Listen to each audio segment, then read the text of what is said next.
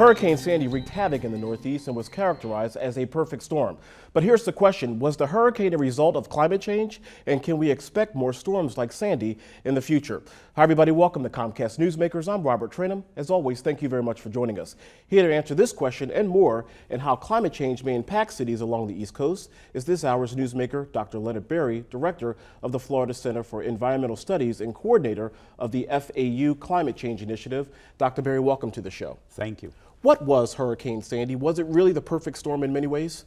It was in many ways. It was a combination of a traditional hurricane that moved up the coast, and when I lived in New England, I've experienced them.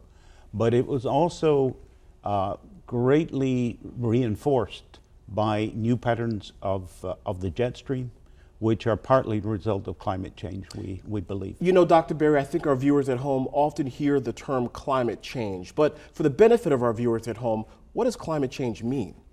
What it means is that what we've measured over the last 20 years is a steady increase in the temperature of the atmosphere globally.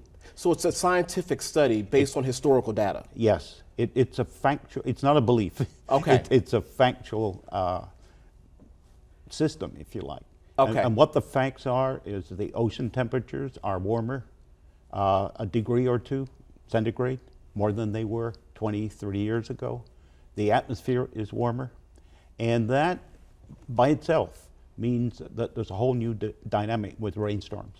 Warmer means more moisture and more intense rainfall. And of course, Dr. Berry, as you know, I don't have to explain this to you, the philosophical debate is whether climate change is man-made or if this is a normal societal dilemma, if you will. Yeah.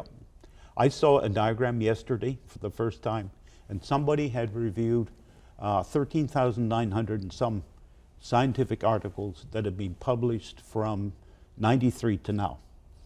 27 of them were denying climate change, were not arguing that the carbon dioxide increase in the atmosphere. All the rest, so 0.01%. Sure.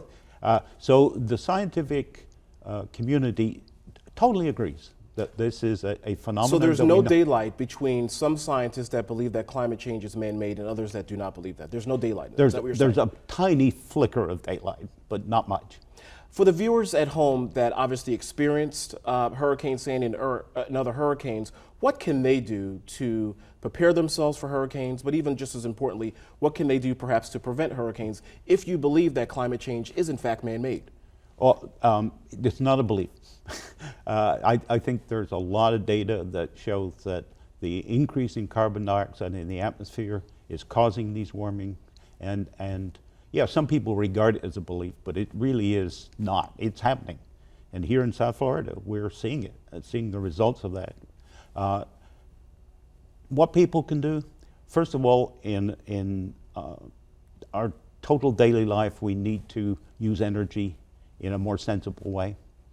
We need, as the government... So energy consumption needs to be much more monitored, and you need to be much more proficient about how you use it. Yes, and we need to look at sources of energy like natural gas, and like solar, like wind, that have a lower polluting effect than coal and some of the others. So I think what I hear you saying, Dr. Berry, is that we need to take a look at alternative sources of energy out there, whether it's wind, solar, and so forth, no? Yes, including natural gas, which is much less polluting than before. Thank you very much for joining us. All right, thanks a lot. This hour's newsmaker has been Dr. Leonard Berry, coordinator of the FAU Climate Change Initiative. I'm Robert Trenum. Have a great day, everybody. We'll see you next time. Take care. Bye-bye.